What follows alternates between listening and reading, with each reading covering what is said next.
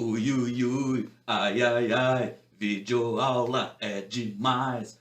Olá pessoal, tudo bem? Eu sou o professor PH Stein e hoje a aula será sobre tempos verbais.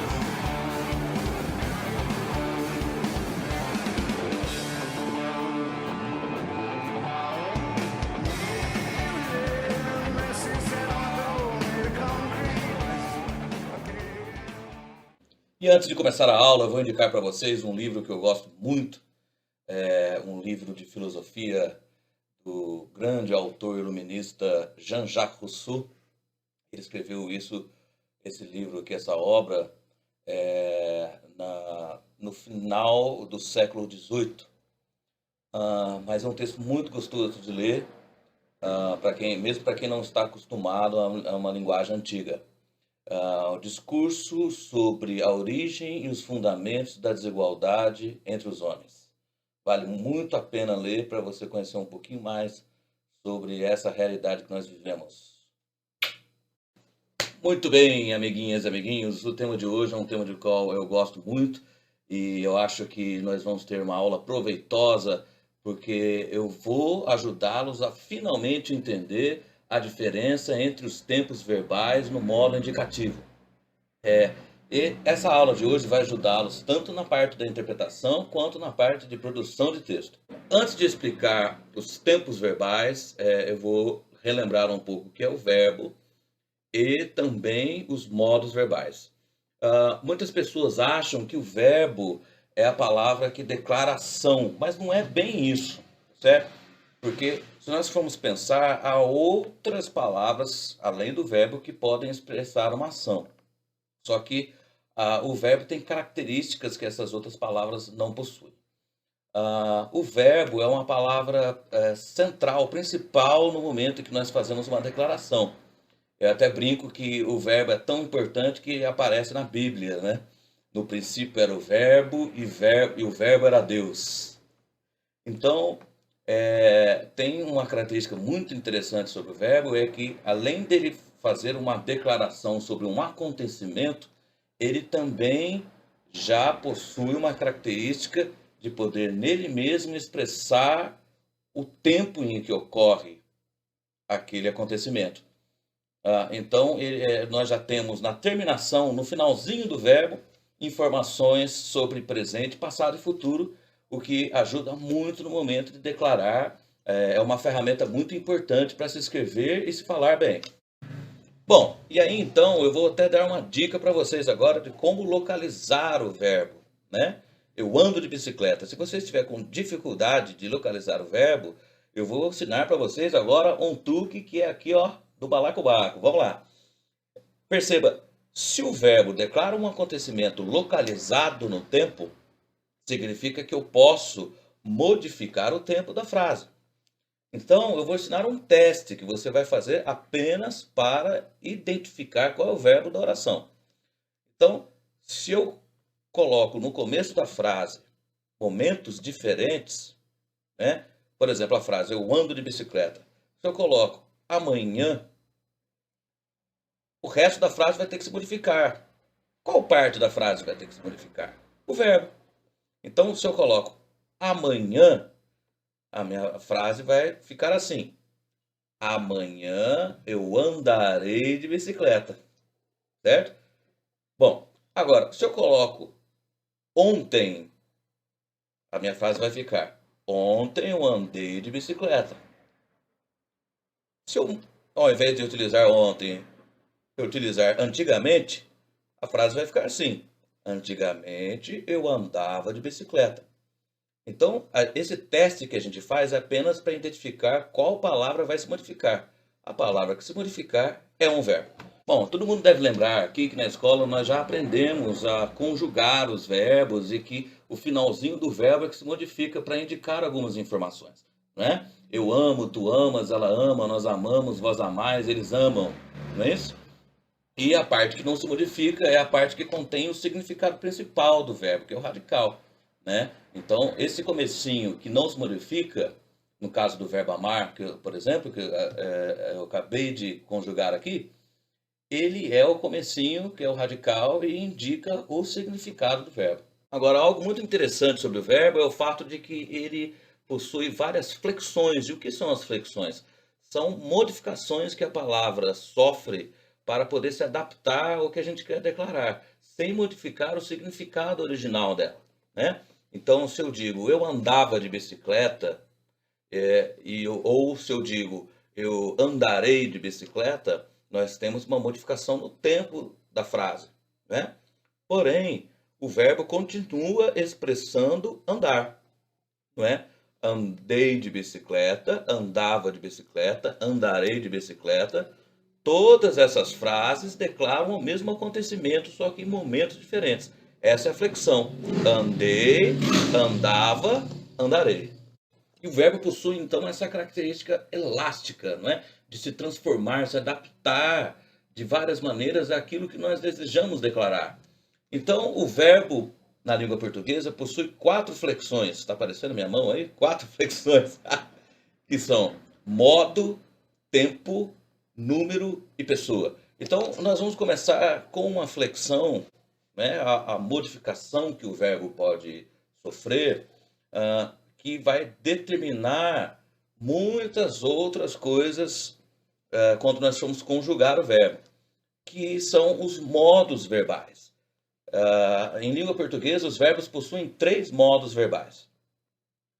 Então, de acordo com o modo que nós selecionamos para o nosso verbo, a conjugação pode ser bastante diferente. Então, nós vamos começar pelo modo. Os modos verbais em língua portuguesa são indicativo, subjuntivo e imperativo. Bom, a explicação para a diferença entre esses modos verbais é uma explicação que ela é elaborada, não é? A linguagem ela é uma das maiores invenções da história da humanidade. Mas aqui eu vou simplificar para vocês, não é? É uma explicação simplificada de propósito, mas que é com o objetivo de ajudarmos a entender a diferença entre os modos verbais. Mas afinal de contas, o que são modos verbais? Vamos lá. A atitude do falante, né, do autor da frase, em relação ao que está sendo dito, é o que determina o modo verbal, não é? Então, se eu faço uma declaração sobre um acontecimento e eu declaro aquele acontecimento como se fosse um fato, então nós temos aí o modo indicativo. Veja bem, pode ser que a pessoa esteja mentindo, pode ser que a pessoa não tenha certeza daquilo, pode ser que ela esteja equivocada, não nos interessa essa informação. O que importa é que na hora de construir a frase, o verbo vai declarar aquele acontecimento como se fosse um fato, né? Se é mesmo um fato ou não, já é outra discussão. Então, se eu estou declarando um fato, né, como atitude, como eu disse, a atitude do autor da frase é declarar aquilo como um fato, então eu vou utilizar o verbo no modo indicativo. Então, se eu disser eu ando de bicicleta, o verbo andar, que declara um acontecimento localizado no tempo, certo? Do que agora há pouco. Então, andar é um acontecimento e ele está localizado no tempo presente. Eu ando de bicicleta. Então, ando é que é o verbo da nossa frase. Esse verbo eu estou utilizando no modo indicativo, porque eu estou assumindo a seguinte atitude em relação à declaração. Eu estou declarando esse acontecimento como se fosse um fato. O primeiro modo verbal que a gente está estudando, que é o modo indicativo, certo? Ó, tá passando aí uma super máquina na rua. Bom, então aqui o modo indicativo está expressando um fato, certo? Uma certeza. Lembrando que pode ser que a pessoa não esteja certa, mas a atitude dela, a atitude de quem fala, a atitude de quem produz a frase é o que nos interessa aqui. Então, se eu digo eu ando de bicicleta, esse ando está expressando um fato. Agora vamos para o modo indicativo. Então vamos para o modo subjuntivo. O modo subjuntivo ele serve para expressar uma possibilidade. Lembrando que eu estou simplificando a explicação para que seja mais fácil de compreender. Então, se eu for declarar uma possibilidade, eu vou utilizar o verbo no modo subjuntivo, né? Observe como a frase muda. Se eu andasse de bicicleta, seria muito legal. Essa primeira parte, se eu andasse de bicicleta, nós temos aí um verbo no modo subjuntivo. Ou seja, o andasse expressa um acontecimento possível. Pode ser que eu ande, pode ser que eu não ande, certo? Então, simplificando, o verbo no modo subjuntivo expressa uma possibilidade. Eu sempre gosto de usar aquela música linda que a Ivete Sangalo canta, né? Se eu não te amasse tanto assim, talvez perdesse os sonhos dentro de mim. Bonito, né? Nossa, que lindo. então, se eu não te amasse tanto assim, talvez eu perdesse os sonhos dentro de mim.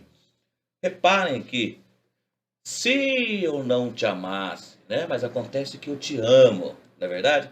Eu só perderia os sonhos dentro de mim se eu não te amasse tanto assim, mas eu amo, né? Quando a pessoa declara esse tipo de coisa assim, né? Ela está declarando que ela ama muito. E agora o terceiro modo verbal de hoje, são os três modos verbais da língua portuguesa, é o verbo imperativo. O verbo imperativo ele serve para expressar uma ordem, né? Lembrando que eu estou simplificando. Então, pode ser uma ordem, pode ser um pedido, né? Pode ser uma súplica. Então, vamos pegar alguns exemplos aí. João, vem aqui agora. Venha. Esse verbo venha, né? Ele está expressando uma ordem, né? Pode ser uma ordem. Vem aqui agora! Ou vem aqui. De qualquer maneira, se é uma ordem, se é um pedido, o verbo venha está no modo imperativo. O modo imperativo serve para que nós expressemos uma ordem. Bom, então, em resumo, os três modos verbais são indicativo, que expressa um fato, subjuntivo, que expressa uma possibilidade, e imperativo, que expressa uma ordem. Tá legal?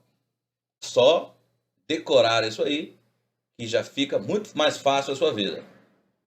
Bom, então eu ensinei um pouco mais sobre modos verbais para a gente poder entender onde nós vamos entrar agora. Porque, na verdade, o vídeo é sobre tempos verbais. Então, vamos pegar aqui o modo indicativo, não é? Por quê que eu vou começar pelo modo indicativo? Porque o modo indicativo é nele que nós vamos poder estudar todos os tempos verbais da língua portuguesa no modo simples, né? Porque existe a forma simples e a forma composta, nós vamos aprender isso em outro momento. Então, aqui nós vamos aprender uma grande ferramenta maravilhosa da língua portuguesa que eu amo muito, né? Que é um recurso muito especial, porque nós conseguimos, numa mesma frase, no mesmo parágrafo, localizar os acontecimentos em 6 momentos diferentes, né? Então, em língua portuguesa, nós temos 3 pretéritos diferentes. O pretérito perfeito, o pretérito imperfeito e o pretérito mais que perfeito. Nós vamos aprender já já como diferenciá-los. Nós temos, em língua portuguesa, somente um tipo de presente. Então, até agora foram 4, né? Eu falei aqui, pretérito perfeito, pretérito imperfeito, pretérito mais que perfeito e presente. E nós temos também 2 futuros diferentes em língua portuguesa. Nós temos o futuro do presente e o futuro do pretérito. E é hoje que você vai entender a diferença entre eles. E aí, minhas queridinhas e meus queridinhos, eu criei aqui um texto didático para que vocês consigam compreender a diferença entre esses tempos verbais, não é? não é uma obra-prima da literatura, é lógico, mas percebam que nesse texto, nesse pequeno texto, nós temos os 6 tempos verbais no modo indicativo. Então, eu vou ler para vocês esse texto e vou depois fazer um desafio, que aqui eu gosto sempre de desafiar os estudantes aqui do canal. Então, observe o seguinte texto. Cíntia não conseguiu entrar em sua casa, pois perdera a chave. Mais tarde, ela perceberia que a chave estava o tempo todo caída na grama do jardim. Agora, ela prepara o almoço que servirá para a sua família. Bom, percebam que nesse texto nós temos 6 tempos verbais diferentes. Então, o nosso desafio de hoje já é no meio da videoaula, né? Já no meio da aula. Então, vamos lá. Eu quero que vocês pensem bem em que ordem os acontecimentos ocorreram. Ou seja, qual é o acontecimento mais antigo da história? Né? O que aconteceu exatamente depois? E o que acontece no final? Qual é o último acontecimento da história? Se são 6 tempos verbais, eu vou pedir para vocês aí conseguirem fazer uma listinha, quem está me assistindo em casa, do que acontece e em qual ordem acontece. Então, qual é o acontecimento mais antigo e assim por diante até chegar no último acontecimento. Vamos pensar um pouquinho? Bom, então aqui, agora que você já pensou, nós vamos corrigir aí essa atividade, para a gente poder entender a diferença entre os tempos verbais. Então, olha só, embora nós tenhamos começado esse texto com Cíntia não conseguiu entrar em casa, este não é o primeiro acontecimento da história. Porque existe uma grande diferença entre o tempo cronológico, não é? Ou seja, o tempo em que as coisas acontecem na vida real, digamos assim, né? E a diferença entre esse tempo e o tempo que nós utilizamos para contar uma história, né? Então, vou voltar aqui, vamos lá. Bom, nós começamos a história com a seguinte frase: Cíntia não conseguiu entrar em sua casa. Mas esse não é o primeiro acontecimento da história, né? Ele é apenas o primeiro acontecimento que foi contado pelo narrador. Por quê? Porque o narrador ele pode escolher quais acontecimentos são mais importantes e devem ser contados primeiro, né? Uma questão de estilo também, de valorizar alguns acontecimentos e outros nem tanto, né? É uma opção do narrador. Só que se você for parar para pensar, por uma questão lógica mesmo, a primeira coisa que acontece na história é a Cíntia perder a chave, né? Primeiro ela perde a chave. E aí, depois dela perder a chave fica no jardim, né? E depois que a chave fica no jardim, é que ela tenta entrar em casa e não consegue. Depois disso é que ela percebe que a chave não estava lá com ela, né? Que a chave estava caída na grama.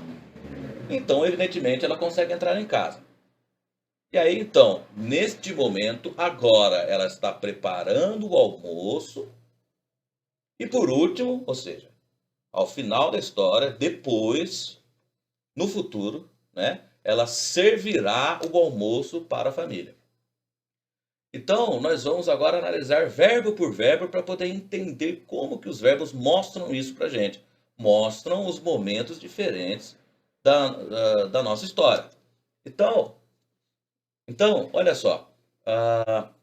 Se nós formos começar a fazer uma linha do tempo, né? Se nós formos analisar a ordem em que os acontecimentos ocorrem, nós vamos perceber que o acontecimento mais antigo é perder a chave. E para declarar isso, nós utilizamos o tempo verbal chamado pretérito mais que perfeito. Ai, professor PH, meu Deus do céu, o que que é isso? Calma, não se assusta com o nome, não é verdade? Às vezes pode ser muito mais simples do que você imaginava. O que é o pretérito mais que perfeito, afinal de contas? O pretérito mais que perfeito é um passado antes do passado. Nossa, professor, eu não entendi nada. Bom, muitas coisas já aconteceram nas nossas vidas, então tem bastante tempo no passado, né? Muitas coisas que aconteceram lá no passado. Se eu quero declarar dois acontecimentos no passado, pode ser que um acontecimento tenha ocorrido há pouco tempo e outro que ocorreu há mais tempo. E é exatamente este o pretérito mais que perfeito. Ou seja, aquele acontecimento que aconteceu há mais tempo. Então, se eu digo assim, hoje eu não limpei a casa, porque ontem eu já limpara. Limpara é um verbo do pretérito mais que perfeito, porque anteontem é um passado mais antigo do que ontem, certo? Esse é o pretérito mais que perfeito. Então, é perdera a chave, né? Cíntia não conseguiu entrar em sua casa, pois perdera a sua chave, né? E aí, esse aí é o pretérito mais que perfeito, porque perder a chave aconteceu antes de não conseguir entrar em casa. Cíntia não conseguiu entrar em casa, já é passado. Perder a chave é um passado mais antigo ainda, né? Bom, você pode pensar assim, nossa, perderam, que esquisito, meu Deus do céu, vou ficar parecendo Camões, vou ficar parecendo Pedro Álvares Cabral nas naus tentando descobrir o Brasil, etc. Tentando chegar nas Américas. Mas não é isso. A gente utiliza sim o pretérito mais perfeito no nosso dia a dia, né? Só que no Brasil a gente não está acostumado a usar o pretérito mais que perfeito na forma simples. O que é forma simples? É quando a gente utiliza somente uma palavra, somente um verbo. E a forma composta é quando nós utilizamos duas palavras, dois verbos para expressar aquele acontecimento. Então, perdera é pretérito mais que perfeito, né? Mas eu posso dizer havia perdido. Então, observe como fica a frase. Cíntia não conseguiu entrar em sua casa, pois havia perdido a chave, né? Percebe? Então, havia perdido é pretérito mais que perfeito composto. E perdera é pretérito mais que perfeito simples, né? Olha que maravilha, a nossa vida ficou mais fácil hoje, galera. Agora, veja bem. Então, o primeiro acontecimento da nossa história, perdera a chave. E o verbo é perdera. O próximo acontecimento da nossa história, na verdade, é o seguinte: depois que ela perde a chave já fica ali na grama, né? Então, nós podemos dizer que, na verdade, o segundo acontecimento é a chave estava o tempo todo caída na grama do jardim. Então, observe aí que o verbo que vai expressar o momento é estava, né? E aí que nós temos o segundo tipo de pretérito que nós vamos estudar, que é o pretérito imperfeito. E aí a gente vai pensar assim, professor, se é imperfeito, por que que eu vou estudar? Não, não é bem isso não, galera. É o seguinte, imperfeito por quê? Porque o verbo ele não localiza o momento de uma maneira tão perfeita assim, né? Ou seja, não fica muito claro em que momento acontece. De maneira simplificada, eu posso dizer que o pretérito imperfeito é um acontecimento no passado que demora mais tempo, que dura um tempo maior. Se você for perceber, a chave estava o tempo todo caída na grama do jardim, né? Então, a chave ficar no jardim é o acontecimento mais duradouro da nossa história. Eu gosto de sempre fazer o seguinte questionamento. Vamos pegar aqui, já que eu usei Ivete Sangalo, que é uma das maiores cantoras do Brasil, Então, eu vou utilizar esse exemplo da Ivete Sangalo. Pense bem, se eu chego para você e falo assim, suponhamos, se eu falo para você assim, nossa, eu almocei com a Ivete Sangalo. Claro, tirando o fato de que você pode pensar que é uma mentira, que é uma brincadeira, mas suponhamos que seja verdade. Eu almocei com a Ivete Sangalo. Bom, agora vamos pegar o segundo exemplo. Se eu digo para você, eu almoçava com a Ivete Sangalo. Bom, se você for pensar bem, a diferença entre esses dois verbos, né?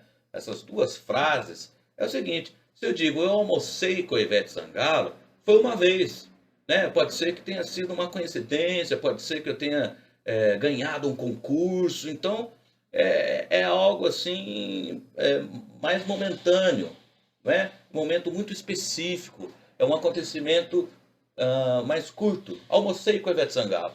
Foram ali, foi ali uma hora almoçando com a Ivete Sangalo, acabou. Agora, se eu digo eu almoçava, significa que foram várias vezes, né? Então significa provavelmente que eu tenho uma certa intimidade com a Ivete Sangalo.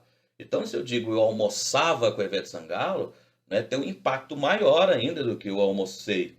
Porque se eu digo que eu almoçava, significa que eu tinha acesso a Ivete Sangalo, né? Uma intimidade suficiente para a gente poder dividir o momento do almoço juntos várias vezes. Então, por isso que almoçava também é pretérito imperfeito. Por quê? Porque se eu almoçava foram várias vezes. Esse acontecimento de almoçar, ele tem uma duração maior. E é imperfeito porque é mais difícil de localizar no tempo quando que ele aconteceu. Só dá para entender que é no passado. Então, voltando à nossa história, né? A chave estava o tempo todo caída na grama do jardim. O verbo estava expressa o pretérito imperfeito, porque é o acontecimento que dura mais na nossa história. Bom, então depois que a chave fica ali na grama, a Cíntia tenta entrar em casa e não consegue. Então, o terceiro acontecimento da nossa história é: Cíntia não conseguiu entrar em sua casa. E o verbo dessa frase é conseguiu, né? Nós estamos usando aí o advérbio não, então é lógico, está no sentido contrário, oposto. Bom, então ela não consegue entrar em casa. O verbo conseguiu é um pretérito perfeito, né? Por quê? Porque é um acontecimento no passado que é mais fácil de localizar no tempo, porque ele acontece uma vez só, né? Aconteceu aquela vez, pelo menos eu estou declarando um acontecimento único, né? Que é diferente do caso lá da Ivete Sangalo, se eu disse, almoçava, e foram várias vezes. Almocei uma vez só. Almocei, pretérito perfeito. Cíntia não conseguiu entrar em sua casa. Conseguiu, pretérito perfeito. Então, observe que a diferença entre o pretérito perfeito e o pretérito imperfeito é a duração do acontecimento, né? E a quantidade de vezes. O pretérito perfeito tem uma duração mais curta e vai acontecer uma vez. O pretérito imperfeito, ele tem uma duração mais longa porque foram várias vezes que aconteceram aquilo. Tá certo? Bom, então veja bem, se eu digo eu andei de bicicleta ontem, foi uma vez só. Pretérito perfeito. Se eu digo para vocês, eu andava de bicicleta antigamente, andava é pretérito imperfeito, porque foram várias vezes que eu andei no passado, né? E o pretérito mais que perfeito é um passado antes do pretérito perfeito. É um passado antes do passado. Você tem dois acontecimentos no passado, um é mais recente e o outro é mais antigo. Esse mais antigo é o pretérito mais que perfeito. Bom, agora que nós já tivemos esses três tempos no passado, nós vamos para o quarto acontecimento da nossa história. E aí você vai hoje aprender uma coisa impressionante. não é? Que é uma ferramenta em língua portuguesa que ajuda muito a contar histórias, né? Contar acontecimentos. Hoje nós vamos aprender definitivamente o que é o futuro do pretérito. Se é futuro do pretérito, é lógico que é futuro do passado. Mas como que o futuro pode ser do passado, meu Deus do céu? Bom, nós estamos contando uma história que já aconteceu, correto? Nós acabamos de ver 3 tempos verbais diferentes. Conseguiu, pretérito perfeito. Perdera, pretérito mais que perfeito. E estava, pretérito imperfeito. Bom, repare que nós estamos adiantando a história está indo para frente. Ir para frente é futuro. O tempo passou, certo? Acontece que o tempo passou para a Cíntia na história. Nós estamos avançando para o futuro, certo? Mas para nós que estamos lendo aqui, ainda não é futuro, porque já aconteceu. Nós estamos apenas acelerando a história para ir para frente, igual a gente faz no vídeo do YouTube, certo? Então, perceba até que na própria história, olha lá. A Cíntia não conseguiu entrar em sua casa, pois perdera a chave. Mais tarde, ela perceberia que a chave estava o tempo todo caída na grama do jardim. Então, mais tarde, ela perceberia. Repare que eu coloquei mais tarde de propósito. Se é mais tarde, é futuro. Só que é um futuro em relação aos acontecimentos do passado. Não é? É futuro para a Cíntia, mas no final das contas aquilo já aconteceu, né? Então, é futuro, mas é futuro só do passado. É um futuro da história. Não é um futuro para a gente. Não é um futuro do presente. O futuro do presente era um futuro em relação ao momento atual, ou seja, ele nem aconteceu ainda e a gente não sabe se vai acontecer. Então, o futuro do presente, ele é o único futuro real, porque é o futuro da realidade das pessoas. É aquilo que ainda não aconteceu. O futuro do pretérito, ele é utilizado para contar acontecimentos do passado. Eu estou contando uma história no passado e depois eu quero avançar na história, ir para frente na história, né? Mas eu ainda estou contando acontecimentos que já ocorreram. Então, quando eu digo mais tarde ela perceberia, perceberia é um verbo no futuro do pretérito. Por quê? Porque é depois dela não conseguir entrar em casa, não é verdade? Depois de ela perder a chave, tudo isso, né? Então é futuro. Só que já aconteceu, então é futuro do passado, né? Futuro do pretérito. Acontece que outra confusão é que as pessoas utilizam muito o futuro do pretérito para indicar possibilidade, né? Por exemplo, eu iria passear, mas estou com preguiça. Então, eu iria seria uma possibilidade, né? A gente utiliza muito como condicional. Porém, eu estou explicando para vocês aqui o verbo no modo indicativo, da maneira como ele se dá a princípio. Por isso, o nome do verbo é futuro do pretérito, tá certo? Ele serve exatamente para explicar um futuro em relação ao passado, né? Porque nós estamos adiantando a nossa história, mas aquilo já aconteceu, né? Então, vamos retomar aqui. Primeiro, ela perde a chave, ou seja, perdera, pretérito mais que perfeito. Depois, a chave fica ali no jardim. Então, a chave estava o tempo todo caída no jardim. Estava, pretérito imperfeito. Depois, ela tenta entrar em casa e não consegue, então não conseguiu. Conseguiu, pretérito perfeito.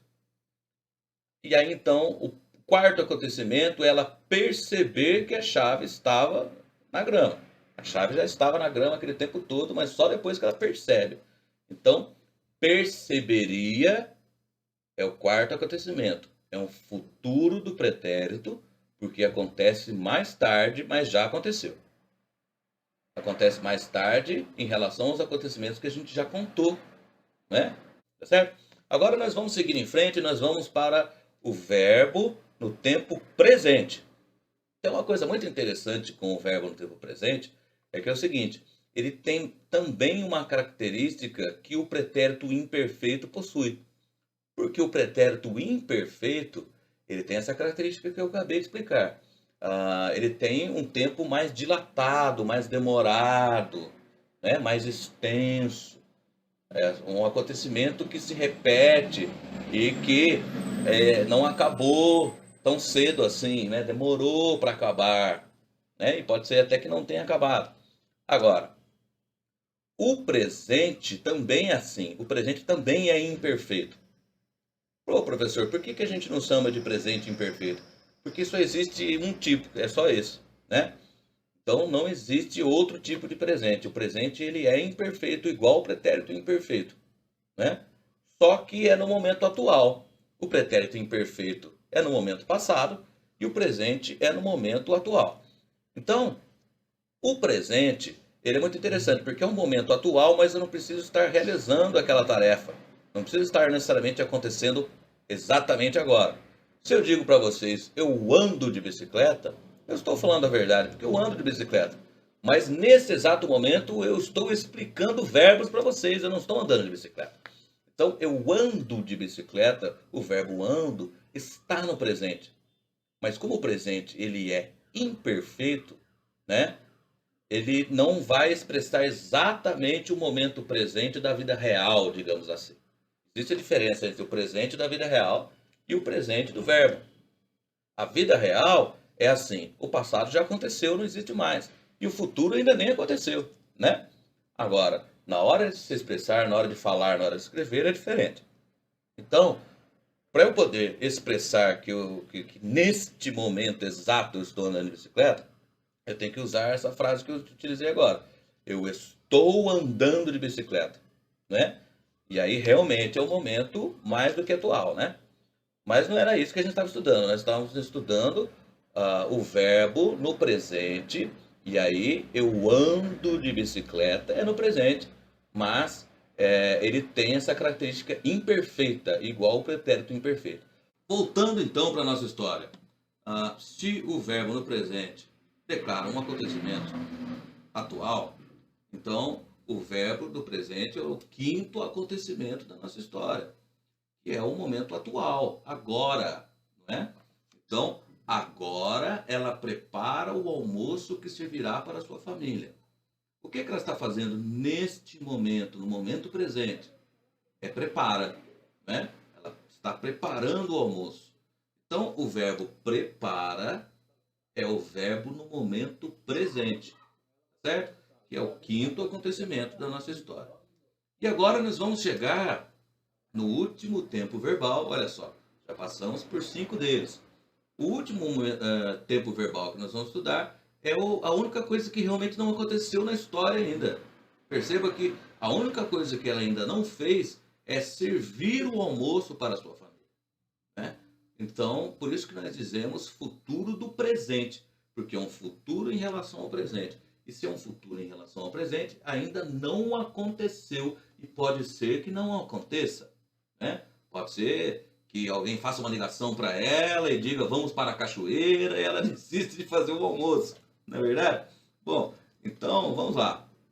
Servirá é o verbo no futuro do presente, porque é aquele acontecimento no futuro, né, em relação ao presente, porque ainda não aconteceu, certo? Por isso que é futuro do presente. Bom, e aí, pegando aí a nossa história, vamos fazer um resuminho dessa conversa toda. Primeiro acontecimento da história é a Cíntia perder a chave. Então, para isso, nós usamos o pretérito mais que perfeito, porque ele indica um passado antes do passado, ou seja, o passado mais antigo, ou seja, a primeira coisa que aconteceu. E esse verbo é o verbo perdera. Perdera é pretérito mais que perfeito, certo? Se eu quiser utilizar a forma composta, pode ser havia perdido a chave ou tinha perdido a chave. E também expressa pretérito mais que perfeito, que é a forma composta. Aí o segundo acontecimento da história é que depois que ela perde a chave fica no jardim, ela cai no jardim e fica ali. Então, ela perceberia que a chave estava o tempo todo. Então, se ela estava, ela já estava há bastante tempo. Por isso é pretérito imperfeito. Estava, pretérito imperfeito. Terceiro acontecimento. Cíntia não conseguiu entrar em casa. Porque ela tinha perdido a chave, porque ela perdera a chave. Né? Então, conseguiu, pretérito perfeito. Certo? Quarto acontecimento da história. Então ela percebe que ela não está conseguindo entrar em casa porque ela perdeu a chave.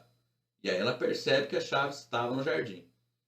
Então, o quarto acontecimento é a história avança, ela vai para frente, ela vai para o futuro, né?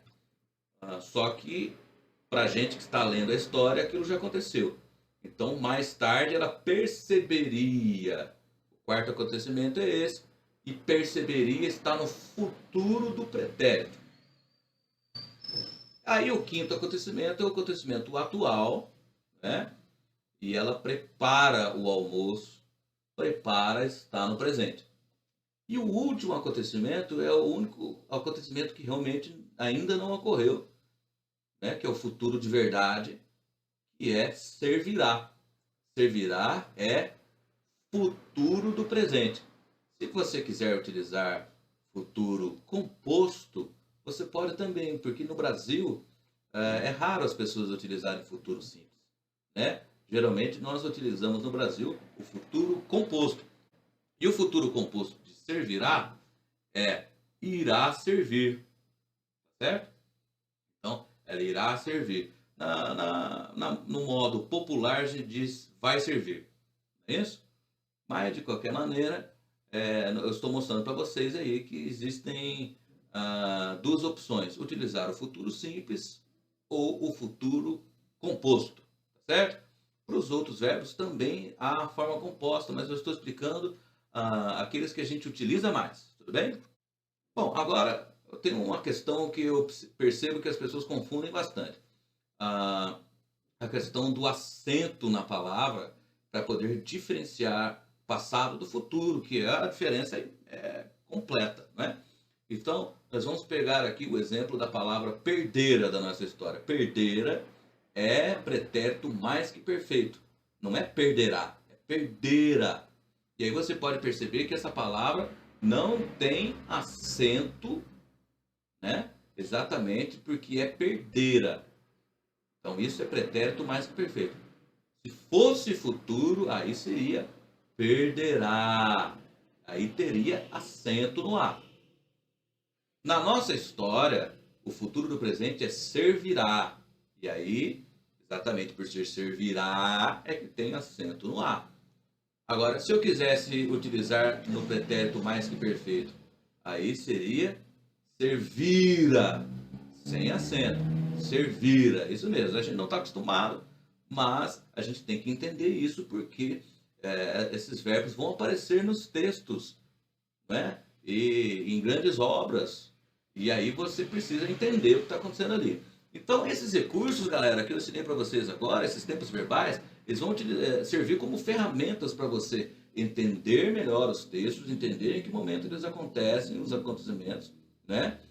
Entender como que o autor daquele texto, seja escrito ou falado, está expressando os acontecimentos, em que ordem eles ocorreram, né? Numa notícia, por exemplo, isso pode fazer uma grande diferença.